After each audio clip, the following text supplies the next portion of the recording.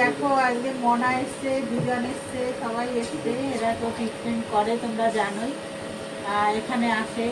তোরা বল এবার কেমন লেগেছে ট্রিটমেন্ট? কেমন লেগেছে আমাকে যদি না দেখো তোমরা, মানে প্রথম থেকে আমাকে দেখো আর এখনো দেখতে পাচ্ছ, আর বিজনকেও সেম, তো আমাদেরকে দেখেই বুঝতে পারছো আমরা কতটা চেঞ্জ হয়েছে, আমাদের স্কিন হেয়ার কতটা চেঞ্জ হয়েছে। বিজন তুই কিছু বল। তো গাইস দেখো আজকে কিন্তু আমি অনেক কিছু করেছি, ফেসে করেছি, হেয়ারে করেছি। দেখো মনার কিন্তু এখনো এই যে ইসে লাগানো আছে, কি যেন অলরেডি ফ্লেক্স লাগানো আছে এখনো। তো এখনো কিন্তু ট্রিটমেন্ট হচ্ছে, তো আমরা এখন ট্রিটমেন্ট নিচ্ছি।